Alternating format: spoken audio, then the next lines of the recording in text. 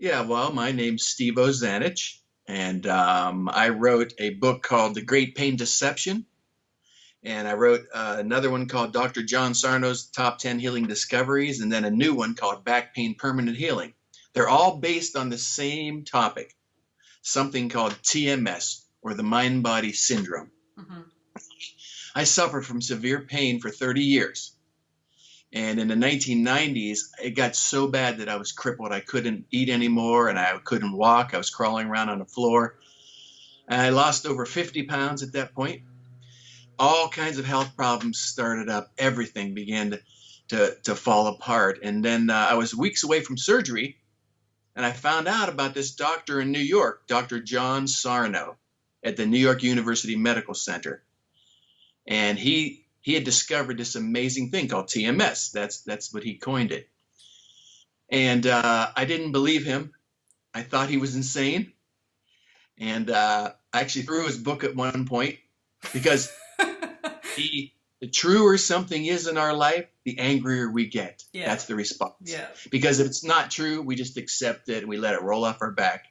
I can see the resistance in people that have this disorder. That the angrier they are, the more I know that they have it. But that's just part of the psychological side. But anyway, I had a paralyzed leg even at one point. I had to drag it around for 9 months with no strength, no reflexes, no sensation in it. And of course, they kept telling me I had a herniated disc, which those things don't cause back pain. But, Yeah. And so I read his book and I healed. And all my health problems healed. And so people started contacting me, help me.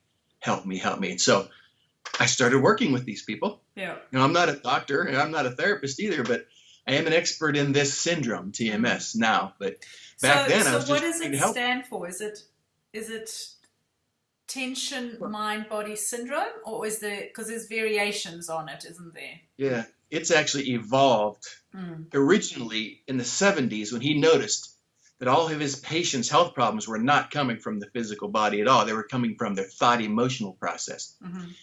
He called it TMS, for tension myositis syndrome. Mm-hmm.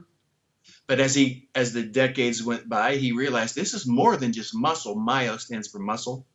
This is about nerves and tendons and all these other things. So he changed it to tension myoneural syndrome. And then towards the end of his career, it evolved again when he realized this is about everything. Mm-hmm. This is about the immune system, cancers, the derma, everything. And so now we call it the mind-body syndrome for TMS. Okay. So explain to us, what exactly is going on. So there's a correlation with the autonomic nervous system. When you under stress, the body goes into this response. It's also called the stress response or flight and fright response. When that happens, obviously the body's key focus is to, as I call, run away from the tiger. So, key things that are important at that point is getting enough blood to your legs and your arms so you can run away. One of the things that doesn't happen during that time is a deep focus on healing the body, on digestion, on getting oxygen to what it considers in that moment unnecessary parts of the body. And Right. It's during that time that often, and particularly, this is where they say, if you've had a stressful moment, generally that's what precipitates after that is generally some kind of disease, because the body has gone through that stress and those cells haven't received that nourishment that they need. Is that a correct explanation on where the correlation might occur as to that mind-body connection, or could you elaborate on that a little bit more? Yeah, I mean, that's physiologically what's happening here. It's fight, flight, but it's actually freeze.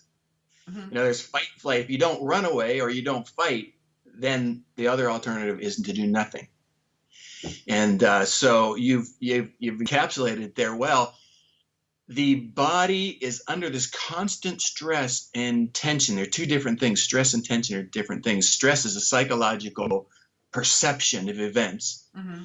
I like to quote the great Buddhist monks who say, stress is really the difference between what you wanted versus what you just got. Mm-hmm. And that's true. You cannot find a case where that isn't true. It's our desire for wanting something, whether it's to get somewhere faster or to be better or whatever it is, it doesn't matter. We're not getting it. We're not getting exactly what we want. And so stress is a perception. The tension is actually in the physical body. That's what he identified, the tension. And so it can take an infinite variety of forms. I mean, from the immune system to cancers to multiple sclerosis. They've healed with my first book with MS and cancers and things like that. And so it can take anything, but so it's always in this constant state like you're talking about, right? But you're never really discharging it by fighting and going through the process of finishing the act of survival is what it's called, or running away. When you know you're away from the danger, that's when all of us, including the animals, that's when the system comes back into balance, when you think you're out of danger. But this personality is always in fight, flight, freeze, because they're always in danger in their mind. This is not a physical body problem. It's a personality thing. Okay. It's a personality. Okay. So what sort of traits, I mean, like perfectionism traits, would you say is probably key? To his credit, Dr. Sarno was the one who identified it in his office. They sit right in front of me. They're usually calm and very controlled and gentle and very caring, and they're warriors, they're perfectionists, they're goodists to the point of perfectionism. They're usually hyper responsible. They always want to make sure everything's done right. And so they are in constant fight, flight, 24/7 their whole lives, always worrying about being, found out or being rejected through criticism or being left. I've been doing this work nearly 20 years now, and it's all about loneliness. That's what it's all about, this sensation of I'm isolated and nobody understands me. And so people often get into tight-knit groups like we talked about before we signed on here, to talk about it and become friends. And when the internet came out in the 1990s or so, I got into it, and I was a member of every pain group in the world because I was really suffering then. And I can look back with great clarity now that I've been free for 18 years now, that I was not in those pain groups to heal my pain. I was there to connect with people that thought like I did and felt like I did. And so being heard, I think. I mean, that is one of the most common statements I hear from it's the first page of my book. Everybody needs to be heard. That's the first thing I said. Yeah, because that's the expression that gets rid of these toxic emotions and feelings. And so we have to be very careful about identifying with a syndrome, because then is it becomes not part of that personality trait? Is there not an underlying trigger for that type of person? It's the need to be good enough. It's the need to be validated. It's all of those deeper emotions that are ultimately triggering those expressions. It's wanting essentially others to love you and to be acknowledged and to feel that you are enough. That's sort of the underlying triggers of why you become perfectionist or a goodie, as you say, and all of those sort of traits. Yeah, and that's basically it. This does not happen as an adult. This begins in childhood, when the child feels not good enough. And or Dr. Mate, you know who Gabor Mate is? He wrote a couple great books. One of them was called When the Body Says No, the stress disease connection. He noted in his patients, multiple sclerosis and neurological things. It was because of this feeling of being insufficient as a human being. That's how he phrased it. And he's one of the top addiction experts in the world, drug and alcohol. But TMSing, which we call it in my field, is the exact same thing as obsessing and addictions and all these things. Anything that you do obsessively, that you think about and you worry about and you focus on, that's diverting you away from this emotional base that you're talking about right here. It's that the emotions fall into three categories. They're either too sad, too powerful, or too threatening. And so what do? This is what Dr. Sarno proved, and why he should have won the Nobel Prize in Medicine for this discovery, was that we begin to amplify and focus on and obsess on the physical body and away from the true cause. So he identified it clearly through 50 years of practice. He practiced for 50 years. He was 90 when he retired. He just passed away a few months ago. But all of these things fall into the same category. Whenever we have... So it's like a distraction. So you're going That's through a it. stressful time, you don't want to think about the truth behind those emotions that you're feeling at the time, and so you create pain in the body. Is that what it is? Because That's I always exactly. understood that you're going through a stressful time, which heightens your stress response, which thereby makes you more inflamed, or and that would be the reason for the pain. But you're saying that it's not. It's actually a diversion or a way to not sink into the painful emotional component of what you're going through. Yes, and but in those times of fight flight, a lot of this is from Walter Cannon's work and that back at the turn of the century, that the soldiers are never in pain Mm, until they're taken from the battlefield. It's usually after something happens. That's the most common phase. When you've demanded so much from you, people get disease and the pains come on them because they've asked so much from themselves. And Dr. Sarno always said it's the self-imposed demands that we place on ourselves that cause all of the health problems. We want to be good. We want to be perfect. And the reason is so we don't get rejected by everybody in society, so we won't be alone anymore. It's about the fear of isolation, and it begins in childhood. That's our greatest fear as a child, is being abandoned. There's no bigger fear. mm. So what So how happens do when we you, I well, mean, not everybody experiences pain, and there are people who experience those emotions, that have other expressions, perhaps depression or like you suggest, addictions or whatever. So why does the body express that as pain in some people and not all people? well, I don't know if we'll ever know that. Actually, it comes from mind, of course. It's all coming from Mm, mind. I just wrote a paper that I'm trying to shop to the Wall Street Journal or the New York Times on the pain personality. But I also talked about the cancer personality, type C, and the heart personality, type A. Now, this pain personality we call a type T personality mm-hmm, for tension. mm-hmm, They're tension magnets, and so the brain, why the brain chooses certain things, we know some of it's symbolism. We know that.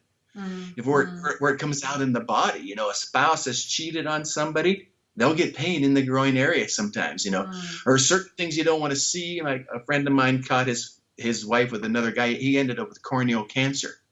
And so there's certain things that within our body, this whole body is really a big, massive symbolism at some point. The mm-hmm, knees support, like Louise Hay used to say, the knees for support, the back, and all these things. But she was amazing, She also said, in that I think she did that work for 70 years at Hay House. She just died a couple months ago, too, at 90 years old. She said of everyone she's ever worked with, there was always a level of self-hatred in them. And that's exactly what I see when I do consulting with people. mm-hmm. This is exactly what's happening. And so we have to be careful not to identify with something like what you're doing in your work too. But a lot of people will try to take that out and exclude it. They'll say, well, this is a hormonal thing, Yeah, but yeah. this is something I can't control. But we can control our mind body to greater degrees than you can imagine. Mm, We mm. really do have control. It's the saying that I don't have any control that allows it to run rampant. Yeah, But we yeah, do have. yeah. So, can you explain why? So, you're saying that you have this emotional experience and you use the pain as a distraction so you don't have to confront the emotional experience. How do you know whether the pain is legitimate, like maybe you have, I don't know, a physical thing in your body that needs to be removed, like I don't know, a growth or something that's sitting on a nerve or something, something physical that's inside of the body, versus that you have constructed this on a mental state. Right. Well, that's a big question, and I have a big answer. It might take weeks to answer that. We can divide this into really two different sections for the sake of talking about it. We can look at it from the TMS angle. Okay, these Dr. Sarno started this new field in medicine that all these doctors are now contacting me. They're getting into it. They see it in their patients. Well, you can say, the doctor has to determine, the TMS physician, is this TMS or is this not TMS? What is it? And so that's what I get questions every day from around the world. Is this TMS, Steve? Is this TMS? Well, you can look at it that way, or you can look at it the way that I see it now. That's very clear that it's all mind body. This whole body is a manifestation of mind. I don't care if it's a tumor, it's still a mind body effect. Mm-hmm. Now, some of the TMS physicians would say, no, that's not TMS, that's that. That's their opinion. I think a lot of the doctors will tell you, especially the ones who see it. How about Lissa Rankin? I don't know if you know who that is. Mm-hmm. I've seen her on PBS a few times. She's a medical doctor. She got cancer right after she set up her practice. She realized it, like Louise Hay, that this is a mind-body effect. She always says, whenever you don't get what you want, you get a tumor. And so people like her can see it. So the medical industry is split on it, Some people say, no, that is and that isn't. And you're kind of asking me about the way that it manifests, but it can do anything. It can inflame the tissue. Sometimes there's no inflammation. Sometimes there's bleeding. Sometimes there isn't bleeding. Sometimes there's arthritis there. Sometimes there isn't. The brain, this is one of his great discoveries. The brain will actually use the changes in the body to make you think that it's a body problem, like a herniated disc or osteoarthritis in the knee or rotator cuff tears or things like that. Hip arthritis, I see that all the time. Hips that look terrible and they want to do transplants on them. They find out about TMS and it goes away because it's using those changes. And so it is very confusing. Look at it like I always say to women, I have women ask me all the time, I have endometriosis cysts. I get this question a lot. I have a cyst, it's 6 centimeters big. Should I go for surgery? And I always say to them, your body put it there, so your body can unput it there. So, it grew it for a reason, and whatever that reason is, it can undo it. And people have a really hard time working with that because I think from a medical perspective, it's very much disease is treated a little bit like a virus or a bacteria that has entered the body and needs to be removed. So this is the approach that's typically taken with endometriosis. It's like, I have cysts or I have endometriosis, I have adhesions. I need someone to go in there, cut them out and remove them. And that's the only way to solve the problem. Right. But inevitably, the body heals, you get more adhesions, the endometriosis comes back, and they're back to square one a year and a half later. I had 7 surgeries because I was on that train of believing that I just needed to remove, to clean out. And it's interesting, perfectionism traits coming out here, cleaning out is very much a perfectionist viewpoint, so having that kind of view that I needed to be clean, that I wasn't pure, that there was something dirty. There's a lot of that sort of mentality around it versus going, my body put it there, my body can unput it there, so. You talked about 2 great things there. The main point there is that that's why people don't want to believe in this. If you can say, it's out of my control. I was inherited, or I injured myself 20 years ago, and then you can release yourself from accountability for your life. You can say it's out of my control, and I see that a lot. People will heal from my book. They've had 20, 30 years of pain because they injured themselves 20 years ago, and they thought that they should have pain there until they realized, wow, it healed 20 years ago. The brain was opportunistic and used it, took advantage of it, and there's a reason that Dr. Sarno discovered, because it's protecting you.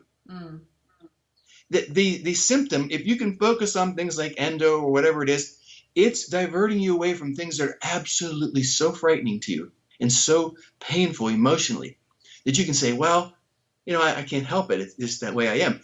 And that's why he decided it was a protective mechanism. And of course, that comes from his now internationally famous Helen, his patient. She was bedridden with pain for years.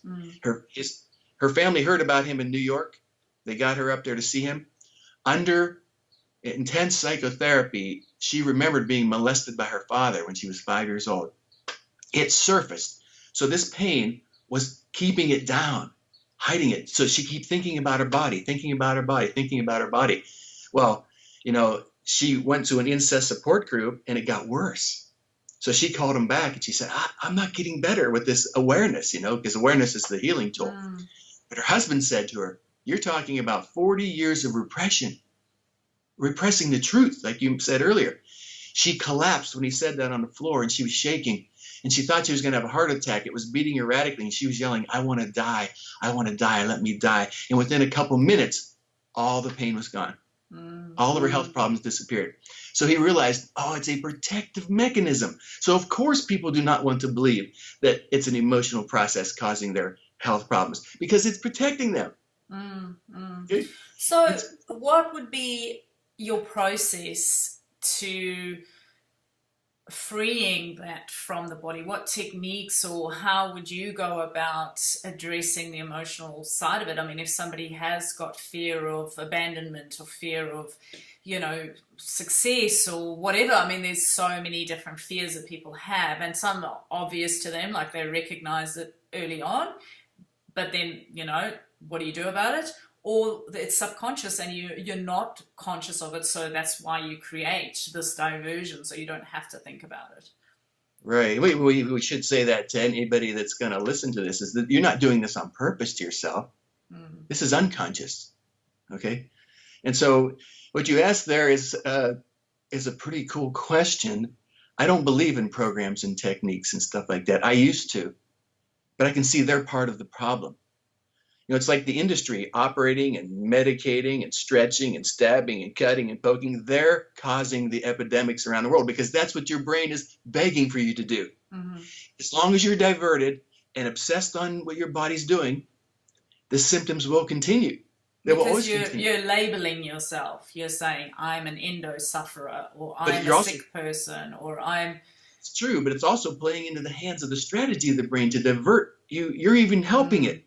It's trying to make you think something's wrong with your physical body that you can't take care of.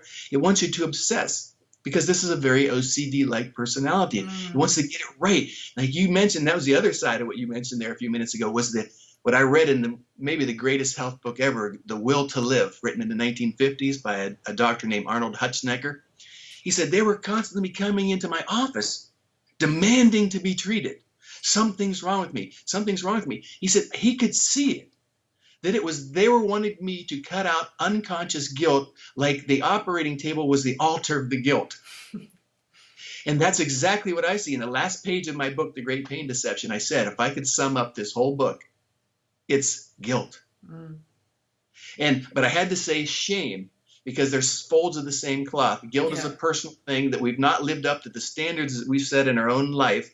Perfectionism is a bar we can never reach daily. So all day long, we're not good enough. I'm no good. I couldn't do it. I couldn't do it. The other side, shame, from the opposite end, the public, that we've been rejected by public. But they are the most painful of all emotions, and you can actually die from things like that. So what do you do? I mean, I'm recognizing a lot of the things that you're saying that, I've experienced in my own life, and obviously there is some connection that I'm seeing, but I'm not sure what to do now. So it's like, okay, great, we have all the stuff there, but like, what do you do with it? Okay, that's the number one question asked of me. I started writing them down years ago. 99% of the people, what do I do? I agree with you, or I see some truth in it, and I'll take a look at it, but what do I do? The doing is the problem.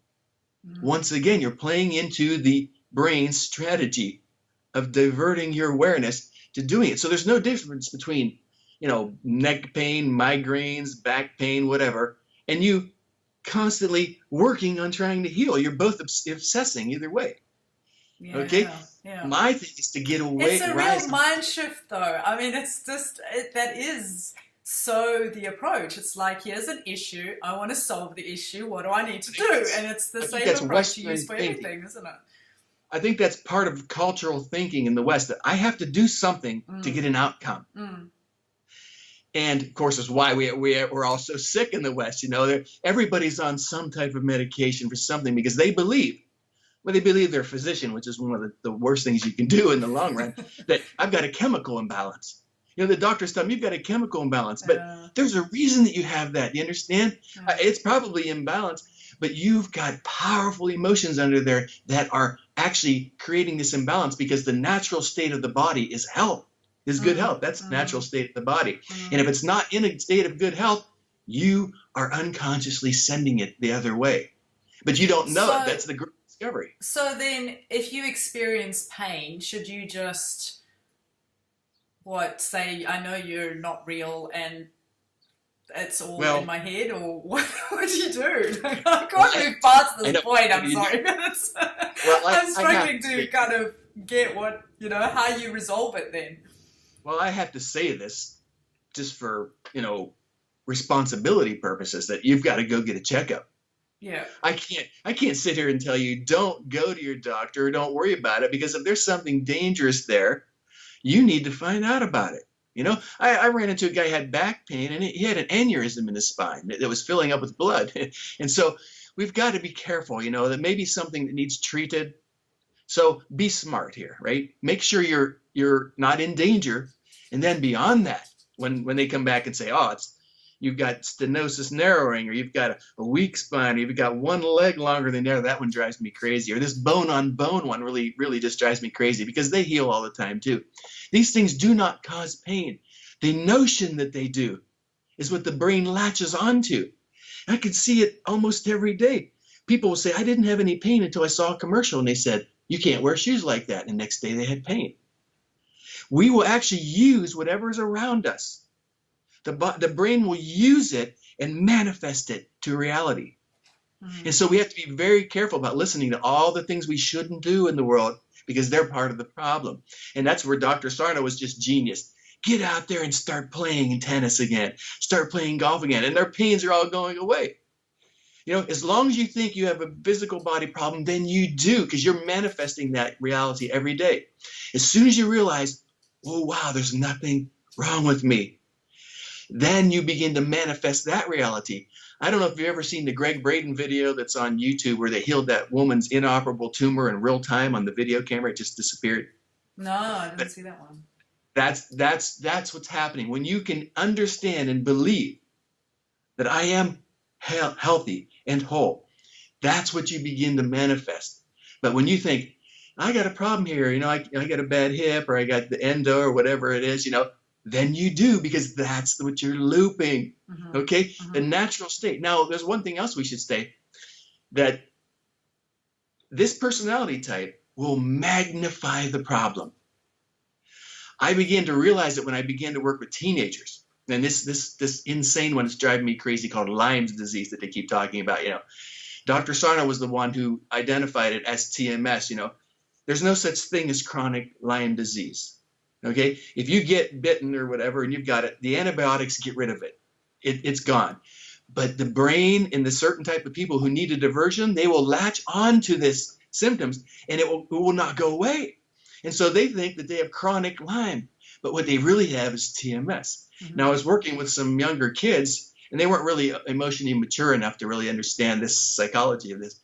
And they would yell, oh, my leg's falling off, or my arm, my hand's falling off. I'd say, no, look at it. It's okay. It's okay. And when they would calm down, the symptoms would begin to disappear right there. But when you were afraid, and by the way, fear is the driving factor in all of this, okay? When I talked about loneliness being the problem, it's the fear. Mm-hmm. The fear of being rejected, not being perfect, not being loved. Love's the answer. Fear is the cause, right? They're polar opposite functions, love and fear.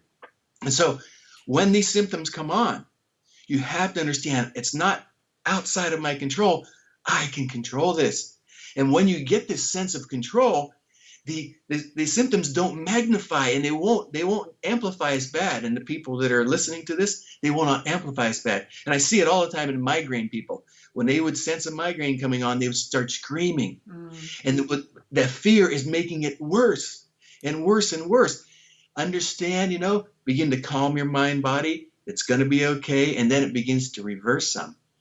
So it's, of course, here I'm throwing 20 years at you in a few minutes. It's more complicated. It's more complicated, Yeah, of course. And that's the thing. It's kind of hard to wrap your head around, because we do come from a very much, symptom solving viewpoint a lot of the time.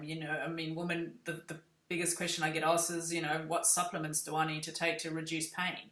That's, this approach is, well, I go to my doctor and he gives me pain medication. Can you give me an alternative that's natural? And that's the same approach I took for many years because that's how we are trained.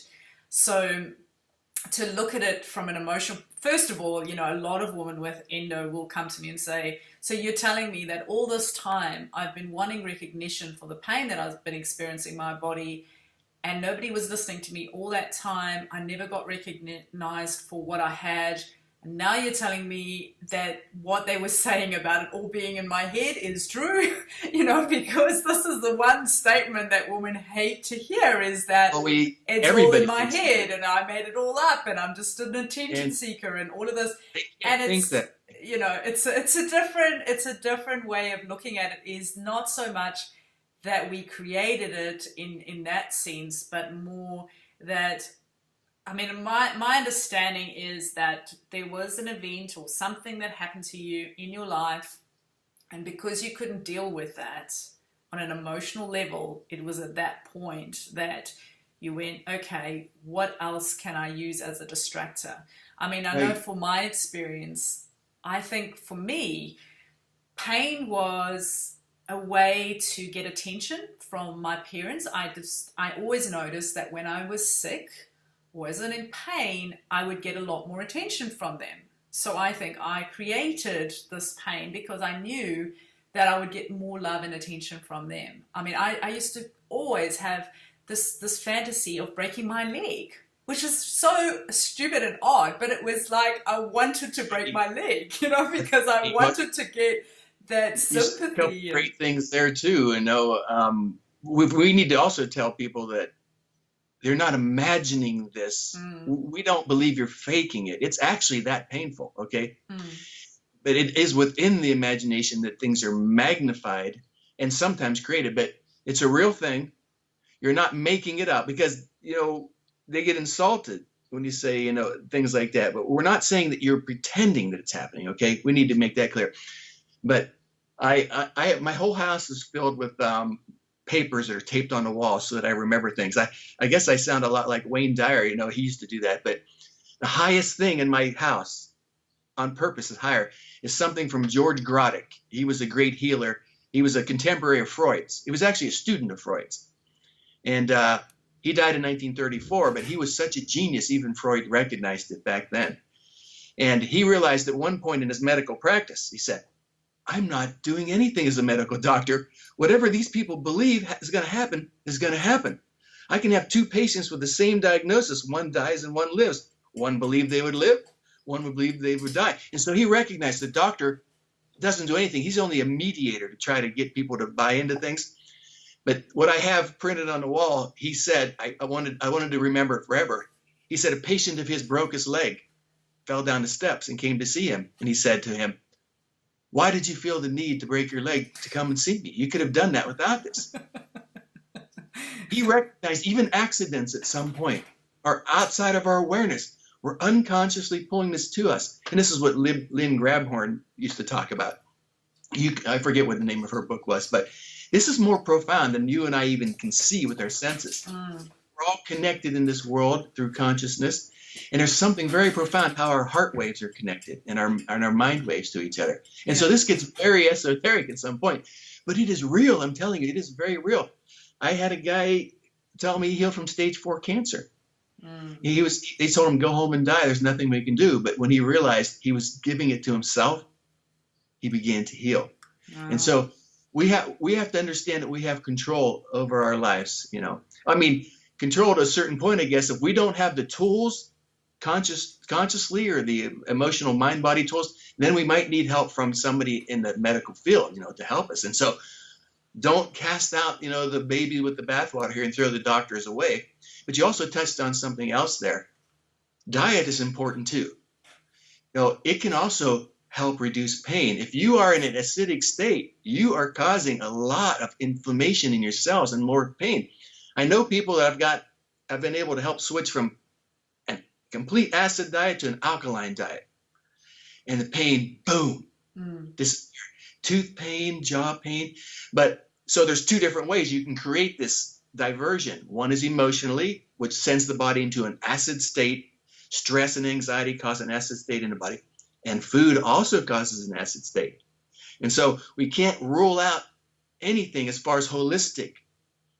Food is the greatest. Food should be your chemotherapy. It Well, should. I always say, it's the easiest way to give yourself medicine. You do it 3, 4 times a day, and you get to decide what fuel you're going to put inside your body. So, if you So if you put rubbish fuel in, you're going to get rubbish you've results. got. I think you understand it. I would say anybody listening to this, take a look at this. Do yourself a favor. Unless you really need the diversion, then you're just going to say it's all dumb. You're not going to look at it because you still need it. But I talk about in my first book, when a baby cries, it learns quickly that brings people to it. Mm. So the very first conditioned response beyond breathing's probably the first conditioned response, is probably crying. But remember, when we're adults, we don't want to cry. We don't want to let people see us that way. So there has to be another outlet to get some type of attention, But we're not saying some people, they don't want it too. They just don't want it. They just don't even know they're doing it to themselves. And so take a look at this. Take a look at your life, your relationships. Take a look at your childhood. See if you fit the personality type that we're talking about here. That's probably the biggest red flag. Look at your history. Take a look at your whole history, not just endo, but take a look at it. Do I have migraines and ulcers and skin problems and all things like that? And then all these red flags begin to go up that you might be having TMS here that you think is endometriosis. And by the way, before I signed on here, I went and I talked to a couple of the greatest TMS doctors in the world and to see what they thought. And they said they believe that it looks like it's TMS, endometriosis, right? Now, a couple of them will say no, but I believe these ones that I asked were the best. They see it.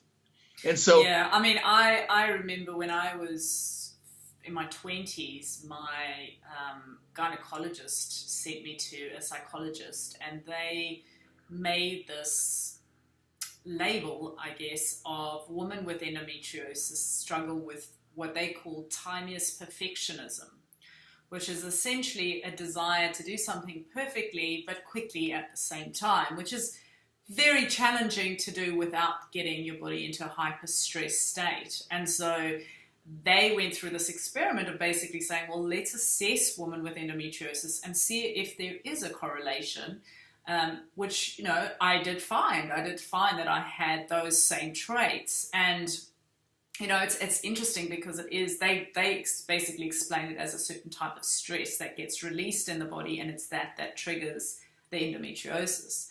So I've always had this kind of awareness of the mind-body connection, but I guess it's taking it to a different level. And this is where your work's, and Dr. Santo's work is so amazing, because it's like it's not a thing that needs to be labeled. And I think that's the concept I think I'm struggling with even now. It's like I want something to be labeled and I want a strategy to follow, because that's the training, I talk about that. And Andrew Weil's really good at that. Dr. Weil, do not label it. Don't go to pain groups.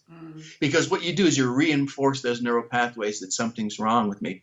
But that's you reminded me of a couple oncologists that I talked to who had severe TMS pain, went to see Dr. Sarno in New York, and he helped them to heal. And the first thing I asked, of course, was, is cancer TMS? And they said, Steve, it's pretty obvious. They have the type T on steroids. Their personality is even worse as far as obsequious to the point of actually apologizing for getting sick. But I mean, there's some things that aren't, of course. If you're going to smoke for 7 years or drink 7 days a week, you can bring yourself into cancer too. But many of them, let's just say, many of them are mind-body effects. And of course, we know from the healings that's true. Well, the one oncologist told me, he goes, I recognized immediately that it was because I was always rushed and hurried in my life. And that's what you reminded me of with that syndrome. He said, every time I went to work, I had to drive as fast as I could. When I took a shower, I washed as fast as I could. When I ate my lunch, when I went to rest, I rested as fast as I could.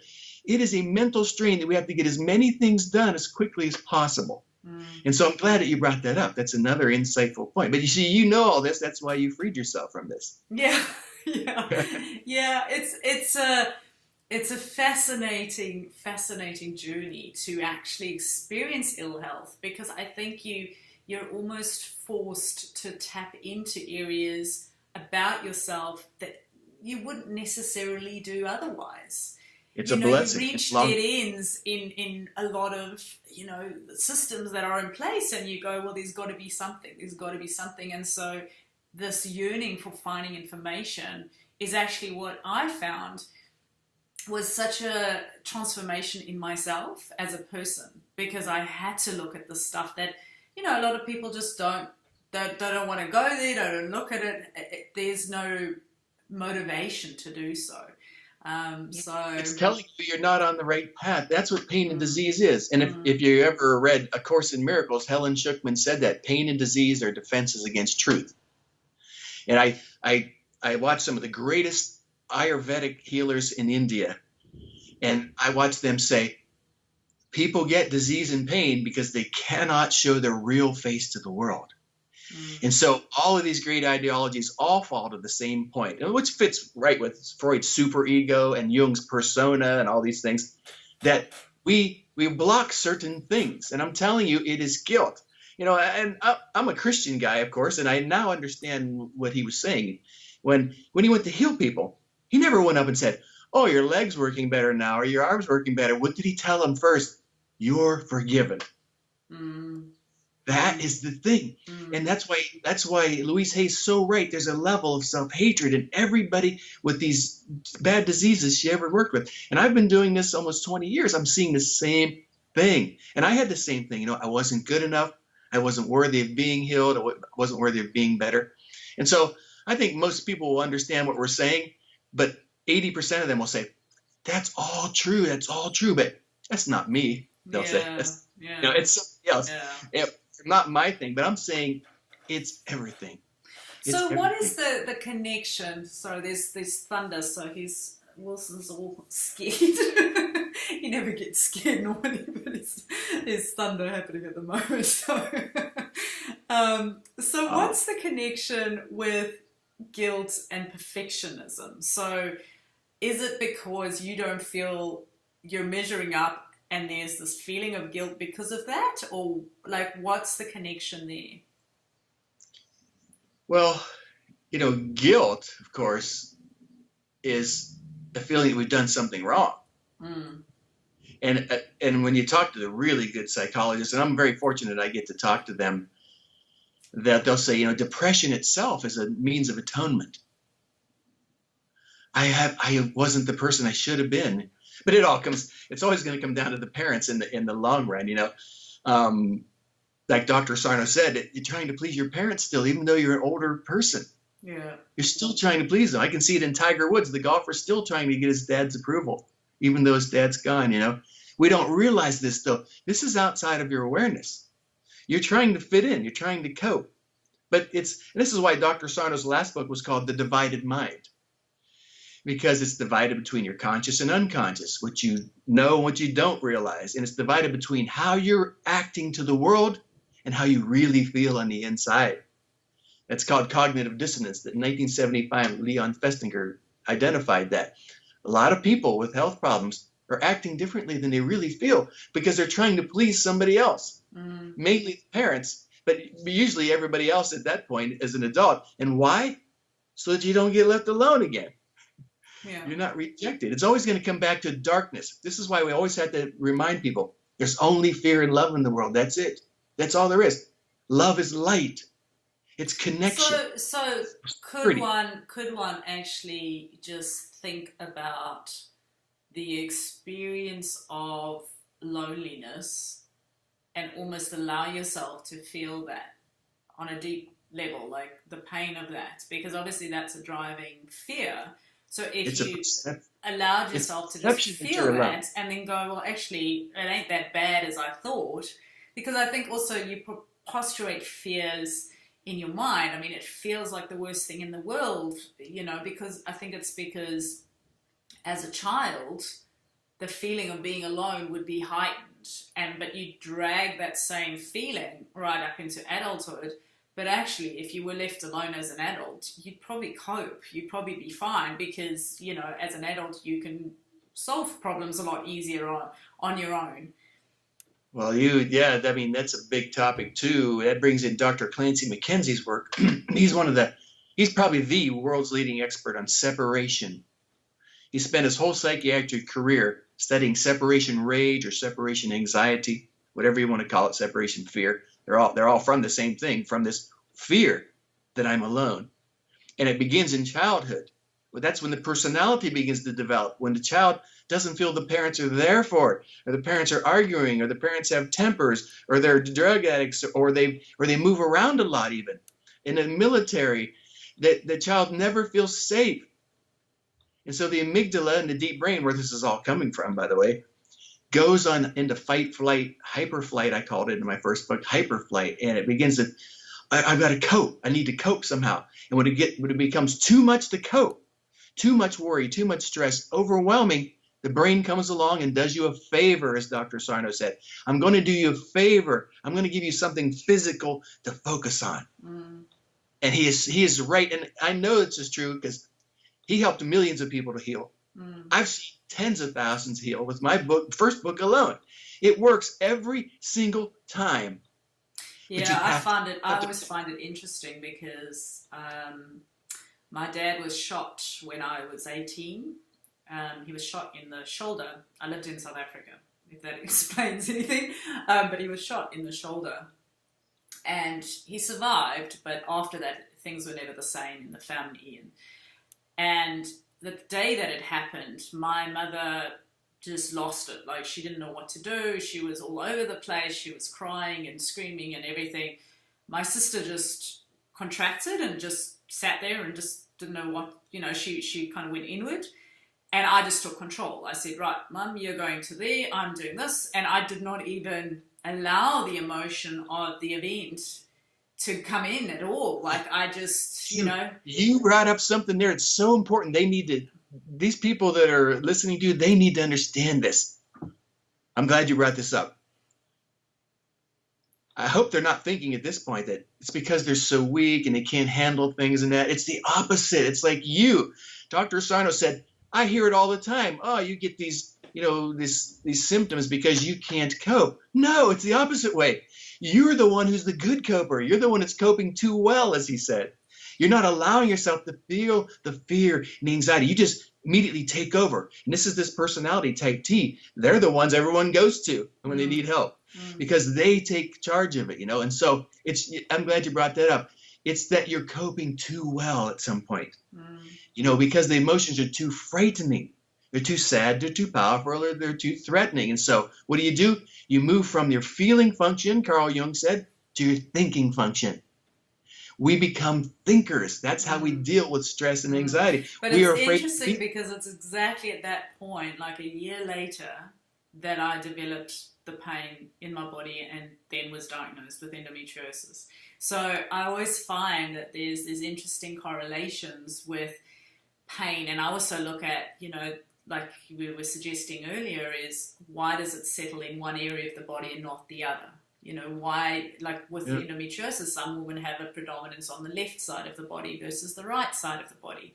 And Louise Hay indicates, left side is more to do with your mum and the female energy and the creative energy being suppressed or, not getting acknowledged. And the right side is more, the male energy or your father or a male figure in your life, right. And it's always interesting to see.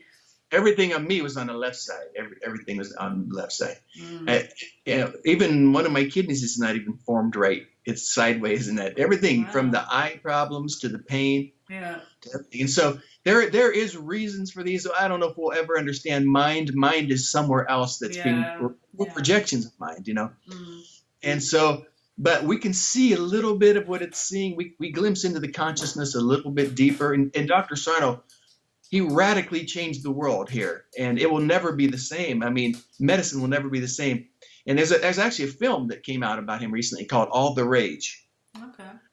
Not only because the rage is unconscious rage that's causing these things that you'll never feel, but because it's so popular to be sick. It's all the rage. Yeah. It's really a great title. It actually was. It just had a showing down in Australia.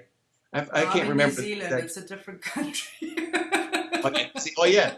And I think he was even there too. I think. Okay. Yeah. Well, it's all the same to us up here. You say somewhere the over there. I do a lot of work with people in New Zealand and Australia, though. There's a lot of epidemics going on around their mind body Yeah. because the men tell me, well, it's just the attitude here. Stuff it, mate. You got to stuff it. You just can't show those emotions, and so they get sick. Mm. They get sick. But I mean, this has been known for 2,000 years. We've known this stuff, but it got buried by techno-medicine, by the hubris of mankind to say, oh, we'll just engineer the body. We'll fix you. And by the Yeah, fixing of I it, mean, I think it starts even way when you're a kid. You're told from a certain age, don't cry anymore, don't yell anymore, don't you need to behave yourself. What are people going to think of you if I mean, I grew up with German parents, so it was very put on a brave face. I mean, I remember when I was 6 years old, we had a young brother who died, a year, 6 months to a year after he was born. And I remember feeling really sad about that experience, but then my mom saying, no, we've got to go out and meet these people. You need to, look presentable. You can't be sad. You've got to, and putting on this mask. Meantime, like, why can't I be sad? Why can't I cry if I want to cry? I mean, it's normal. And and this is the societal thing of, if you're like, it's okay for kids to scream and shout if they're in a supermarket and they wanted something and their mum says no, they just throw a tantrum and society doesn't look twice. They just go, well, the kid wanted something you didn't get, but as adults, that's not acceptable. We need to behave a certain way. And so a lot of times it's like the suppression, like you're saying, it's the suppression of, well, actually I feel really angry that I didn't get that, whatever it was. Or, I feel neglected by this person, but you don't say because you don't want to seem petty or you don't want to seem whatever. It's this whole presenting of a certain persona or a certain image that I think is the flaw as well. That's 100% true. And Dr. Sarno said, I see it in my patients a lot that they were subtly abused by their parents. In other words, most parents, they don't beat their children, most parents, but they do it in other ways, like, why did you get an A minus? Why didn't you get an A plus? Yeah. Why did you get a second place trophy? Little things throughout their life. Their parents love their kids, are trying to draw more out of them by shame parenting, right? Mm. But what they're doing is teaching the kid, you're not any good. You're not good enough. Yeah. And this is why they lead towards perfectionism and why they're always racing faster to get things done, because they don't want to be rejected. They want to feel that connection of love, but it never comes because it doesn't matter what the hell these people think. It's only matters what you think. Mm. And so I don't believe in a lot of these tools and programs in this because this is all inside work. Slow down. Begin to yoga, begin to meditate, begin to appreciate yourself more. The answer here is love. It's not going to be any other thing. You can go to any program. I've seen people do this, emotional anger release work and all this stuff. Guess what? Anger is just an effect, like pain. It's going to come back again until you get to the cause of it. And the cause is that you don't have any love for yourself and your body, like Louise Hay said. Until you love yourself, you are going to continue to self-punish yourself forever. But there's a problem with that if you don't feel good enough, right? Mm. And of course, this is where it comes through forgiveness. Forgiveness. Dr. McKenzie, I told you about that expert on separation. Mm. I mean, he worked with everybody. He was one of John Nash's people that he worked with. Remember John Nash? Russell Crowe played him in A Beautiful Mind, the movie? Yeah. He said, Steve, you have to tell these people about forgiveness. They're never going to get healthier until they can forgive themselves. And then the love is unleashed. And so forgiveness is the key to unlocking the love, which is the answer. Because fear and love are opposite things. Remember, fear and love, opposite. When you're loving yourself, there's no fear anymore. It all fades away. Yeah. Because there's an acceptance. You don't need love from others. You don't need to prove anything. You don't need to validate. You don't need your parents to say, yes, you've done what I needed all this time, because you don't need their approval anymore. You don't need that love and assurance anymore. And being on your own is okay because you love yourself, whether you've got people in your life or you don't. Loneliness is a perception, it's funny because just before I signed on here, I was quickly running through YouTube trying to find something for somebody, and I saw it right there. Eckhart Tolle talks about how you're never alone. I have to go back and watch that when we're done. But he saw it one day. He became enlightened. He detached himself from this thought process. In the moment, a calm came over his body. It's when we can calm down, the fight flight begins to ease. And then the body heals itself through the parasympathetic side, right? That's the healing side. It begins to restore and regrow the tissues and heal. But if you're constantly in fight flight, it's never going to heal and restore. But what's causing it to be in constant fight flight? Your personality. Your perception of events, that you're not good enough. You have to keep rushing and trying harder and achieving higher. The psychology behind this gets very in-depth. This is why it took me 10 years to write that first book.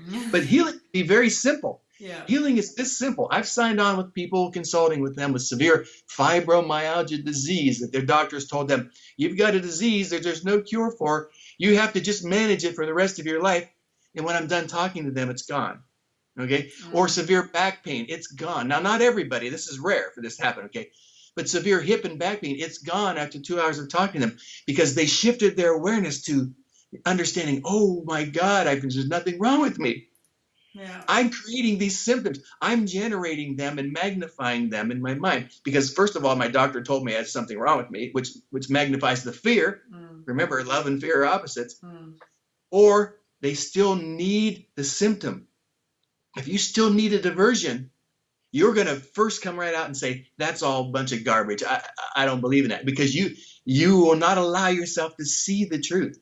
Because you still need it. Yeah. And that means that there's a lot of more self-love that needs to happen there. There's a lot of more forgiveness, a lot of more awareness that needs to happen, And so endometriosis is one of the worst because there's statements all over the internet. There is no cure, and that's my website originally was called Cure Endometriosis, and I got so much negative publicity because of that word that I just, I was like, I don't need to spend my whole time arguing with people on this. So I changed the name, but it's, it's so ingrained that this is a condition you will never get rid of. And that's TMS. This is my job you're describing here. I get spat at and things thrown at me every day. I can go to somebody and say, the back pain's not coming from the herniated disc, and they get violent. Yeah. But that rage tells me that it is. That's an indicator. I threw Dr. Sarno's book when I first read it. I thought he was crazy. Yeah. And now I teach his work around the world because it's true. It's true. All of these body problems, the body itself is just a frame. That's all it is. It's just a robotic frame. The emotions are the thing that drives it every day. We are supposed to be feeling emotional beings. That's how we're designed by nature, to love and to take care of each other. And so if you're not taking care of yourself and not loving yourself, there's no way you can love anybody else. It's impossible. Yeah. Wayne Dyer used to have that great, I wish I would have met him because I see the same thing that he does, but he's passed away now. But he used to use the orange example. When you squeeze an orange, what do you get out of it? Apple juice? Sawdust? Oil? No, you get orange juice. Why? Because that's the only thing that's inside of it. And so when you are squeezed as a person, you're stressed and things aren't going right, what are you giving out? More anger and hate, or are you giving out love? If all you have is hate for yourself and anger for yourself, that's what you're going to get out every time you're stressed. And you're going to get more health problems and more health problems. But when you're squeezed and all you can do is return love, then that's what's inside of you, love. Yeah, that's really nice. I like that. You can use that. Yeah, that's fantastic.